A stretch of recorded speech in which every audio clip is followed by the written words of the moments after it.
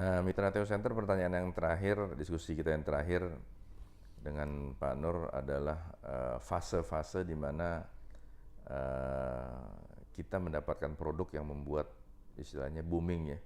Pada waktu itu PT kita NCR ya, menjadi one of the biggest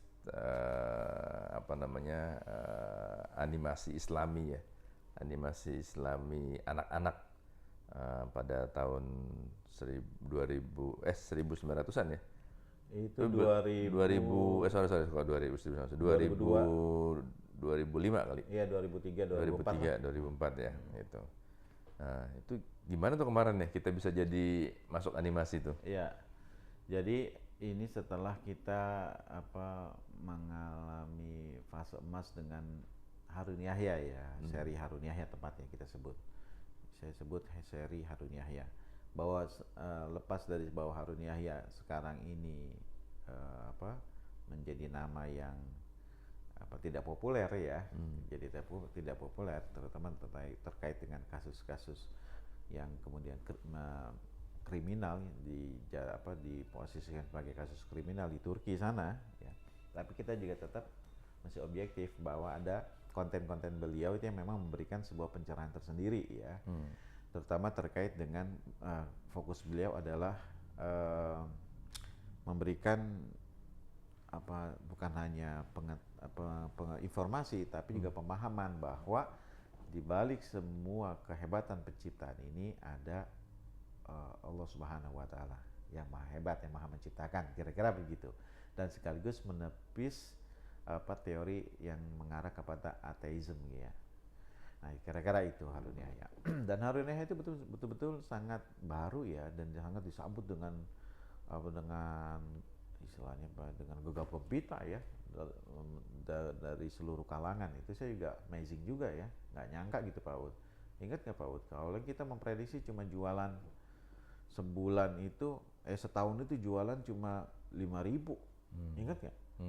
Kita memprediksi ini paling target kita setahun 5.000. Ternyata 5.000 itu selesai dalam tempo sebulan. Ya kan? Yang ini kemudian kita kepikiran ngutang. Karena kita harus membesar produksi kan. Karena ketika demand itu meninggi, kan berarti produksinya juga harus disesuaikan kan. Tapi kan modal, biasa kembali ke modal, karena proses produksi itu dan segala sesuatunya pasti membutuhkan modal. Dan kita nggak punya ketika itu. Nah, dan kita nggak ingin kehilangan momentum kan, maka kemudian kita yang tadi yang di episode kemarin ya, akhirnya kita kemudian pinjam bank yang dari 400 juta dan seterusnya. Dan ini pemirsa sekalian, sahabat TU Center ya, Pak Ud cuma kalau bagian-bagian begitu saya bilang, Pak Ud kita bermodal yuk. Maka beliau di bagian ini yang memberikan solusi dari sisi finance ya, memberikan guidance tentang finance ya. Nah, jadi terselesaikan tuh bab itu, sehingga akhirnya kita bisa mengkapitalisasi modal, dan kemudian kita pun saya kemudian berpikir lebih jauh nih, kita nggak mungkin pasti produk ada fasenya ya, produk ada fasenya. Maka kemudian kita melakukan diversifikasi produk ya, dengan membuat video animasi.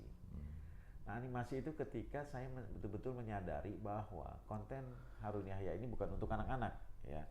Konten Harun Yahya ini pada dasar bukan untuk anak-anak, dan kita ingin mencoba ini bisa mudah diterima oleh anak-anak, setidaknya dari sisi visual. Maka lahirlah ketika itu film animasi pertama atau video animasi pertama dengan title atau seri Tupi Ping Ping. Tupi Ping Ping. Itu Tupi Ping Ping tuh. Jadi Tupi Ping Ping ini satu tupai, satu penguin.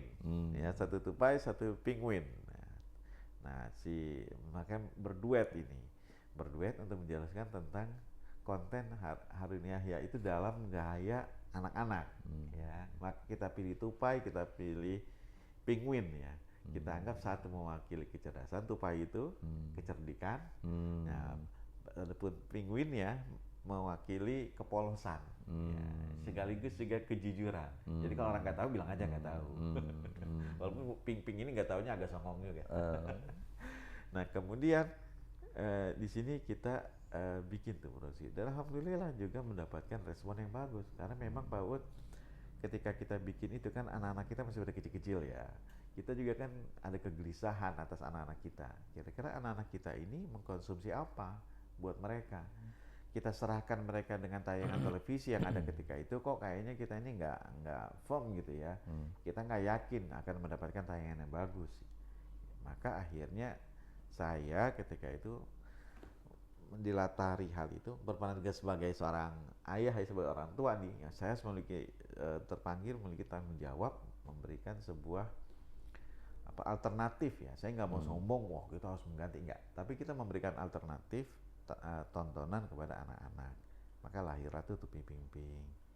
Nah sampai kemudian perjalanan berikutnya, karena kita ini basicnya kan kita ini aktivis musola dulu ya di kampus.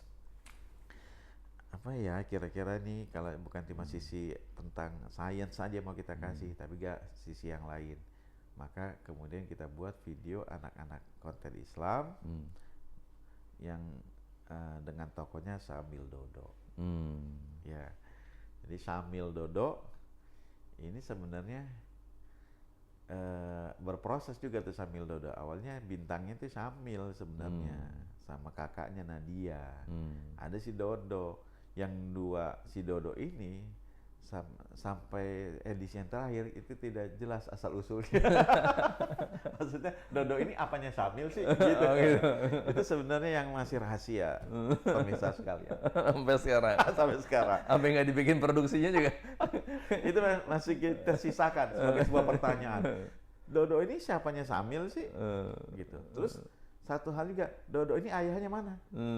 Oh gitu ya. Apakah ibunya single parent? Apa sebenarnya ayahnya ada tapi nggak ada ayahnya? Ya. Itu ke pertanyaan yang belum terjawab.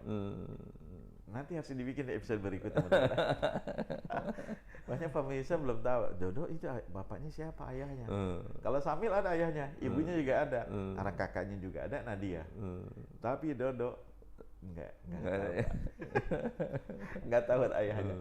Itu antara kelupaan menceritakan Dodo, tapi nggak kelupa sih sebenarnya. Tapi itu masih di-keep. Siapa itu ayahnya Dodo? Nah, jadi Syamil Dodo ini menjadi semacam ensiklopedi Islam untuk anak-anak. Jadi dia bercerita tentang rukun iman, tentang rukun Islam. Ya, semua tuh lengkap. Jadi Pak Ud, alhamdulillah ya, mungkin dari ikhtiar yang sederhana ini, tapi saya ingin mengatakan bahwa inilah satu-satunya karya anak Indonesia, karya video anak Indonesia, karya bangsa gitu kan, anak bangsa yang demikian panjang. Kita membuat seri yang cukup panjang, film animasi yang cukup panjang, Syamil Dodo. Saya sendiri sih karena udah terlalu lama ya, saya agak lupa udah berapa seri itu yang kita bikin ya. Tapi itu panjang banget, dan kita bisa bikin seri. Ya, mungkin dulu kalau secara teknologi itu ya secara teknologi sama lah yang dibikin Doraemon. Kualitasnya. Kita membuat video animasi anak-anak ketika itu yang kualitasnya sama dengan Doraemon. Ya, kualitas animasinya sama dengan Doraemon. Ya. Nah, dan ini adalah mungkin buah kesabaran ya sampai kita ketemu bisnisnya. Bisnis ketika itu film animasi. Film animasi. Dan formatnya ketika itu CD ya. VCD lah tepatnya. Dari bentuk video dan bentuk CD. Dan seiring dengan perjalanan waktu kemudian mungkin di tahun berapa ya, 2012 kali ya, apa 2014 gitu ya. Nah ini seiring perkembangan teknologi, nah yang kemudian menjadikan CD itu tidak relevan lagi. Nah ini jujur satu hal yang terlambat lah. Saya tidak ingin, saya rasanya bukan nggak mau jujur, tapi saya pikir bukan kita tidak antisipasi, cuma kita antisipasi kita tidak secepat dengan perkembangan yang ada di luar. Ya mungkin kita kurang gaul kali ya. Jadi kita Mungkin waktu itu gini Pak Nur, saya mungkin agak ingat. Mungkin waktu itu kan kita udah lebih longgar cash flow. iya, Mulai mikir macam-macam tuh. betul betul. Bikin percetakan lah, bikin apa namanya, sempat waktu itu mau inian apa namanya yang kita beli beli properti juga, Iya, ini gitu ya. Sehingga mungkin terus pengembangan bisnis mengembangkan bisnisnya atas Pak. nama pengembangan bisnis. Nah, ini mungkin harus menjadi ini juga bahwa mungkin waktu itu kita tidak menjadi terlalu fokus seperti pada saat kita memulai di awal ya gitu. Kemudian juga saya ingat mungkin juga karena kita nggak fokus, kita kemudian agak cepat menanggapi, sehingga dan plus juga kita mungkin tidak ada background IT ya mungkin pada Iya. waktu itu ya. Karena saya ingat Iya. kita coba bikin aplikasi terus kan waktu itu Iya, kan. iya, iya. Bikin aplikasi terus, tapi ya itu mungkin juga karena nggak konsen juga, jadi apa nggak jadi tuh aplikasinya tuh. Ya kan kalau nggak salah kan sempat kita mau bikin yang di handphone. Waktu itu masih zamannya CDMA kan, Iya. apa namanya, baru mulai CDMA masuk kemudian ini. Jadi kurang tanggapnya kami pada waktu itu dalam mengantisipasi ya, Iya. mengantisipasi. Jadi nggak, kalau bahasa sekarang kurang gercep gitu ya. Kurang gercep dengan perubahan situasi zaman ya. Iya. Khususnya juga perilaku Iya. penonton orang Iya, ya iya. kan. Orang nggak nonton kok orang tetap nonton film tapi medianya bukan VCD lagi. Iya. Sementara di kepala kita masih bikin VCD terus gitu Iya. ya. VCD terus. Kita tidak menyiapkan alternatif atau tidak coba, orang kalau nggak nonton VCD nontonnya di mana ya? Iya. Kita masih tanda petik mungkin nggak gitu yakin. Jangankan Netflix Iya. ya yang udah ada ketika itu ya. Jangankan Netflix, YouTube aja ketika itu kita belum terlalu aware ya. Padahal kemudian YouTube itu pada giliran ya mau menjadi raja tuh. Sebelum sekarang jadi TikTok. Ya. Sebelum sekarang jadi TikTok kan. Kan YouTube ini sekarang jadi terancam dengan TikTok nih sekarang.